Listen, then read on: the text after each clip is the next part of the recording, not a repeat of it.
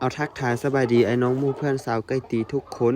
นี่แหละความสุขของค่อยน่ะแต่ละมือน่ะเฮ็ดแบบนี้แหละคล้ายไก่ตีน้อยๆของค่อยกำลังจะค่อยๆพัฒนาค่อยๆเติบโตขึ้นทีละน้อยเพราะว่าค่อยกำลังพัฒนาออกมาอยู่หลังจากที่เฮาไปเวียกมาเมื่อยๆเฮาก็ได้ลงมาคอกไก่เบิ่งไก่ตัวฮักของเฮาก็มีความสุขมีแฮงขึ้นมาค่อยก็ได้ตั้งเป้าหมายไว้อย่างสูงว่าเขาจะตั้งใจพัฒนาไก่ให้ออกมาดีที่สุดเพื่อชีวิตข้างหน้าของค่อยมันจะดีขึ้นและไก่ก็จะสร้างเงินสร้างรายได้ให้เฮาเป็นอย่างสูงการเฮ็ดในสิ่งที่เฮามักน่ะมันบ่มีคำว่าสายเกินไปดอกถ้าเฮาตั้งใจนะเฮาจะตั้งใจเฮ็ดในสิ่งที่เฮามักบ่เฝ้าคิดบ่เฝ้าท้อเพราะว่าวันข้างหน้าน่ะมันจะสร้างรายได้ให้เฮาถ้ามีคนเอาไก่เสื้อของเฮาน่ะไปชนแสนชนล้านได้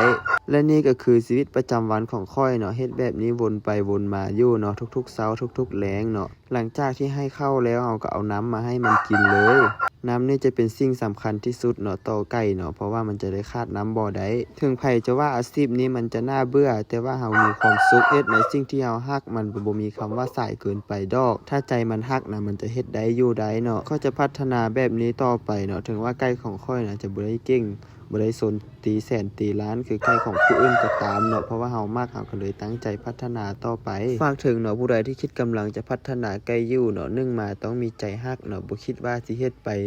ฮอดมื้อนี้มื้อนั้นแล้วเฮาสิเซาเนาะเฮาต้องเฮ็ดไปเรื่อยๆเนาะเราต้องมีใจมักเนาะอยู่กับมันให้มีความสุขเนาะแล้วเจ้าจึงจะพัฒนาออกมาได้ดีที่สุดและนี่ก็จะเป็นไก่ของเฮาเนาะตัวผู้ที่เฮาคัดผ่านที่มันใหญ่เนาะเฮาจะได้เกี่ยมเนาะเลี้ยงเนาะออกตี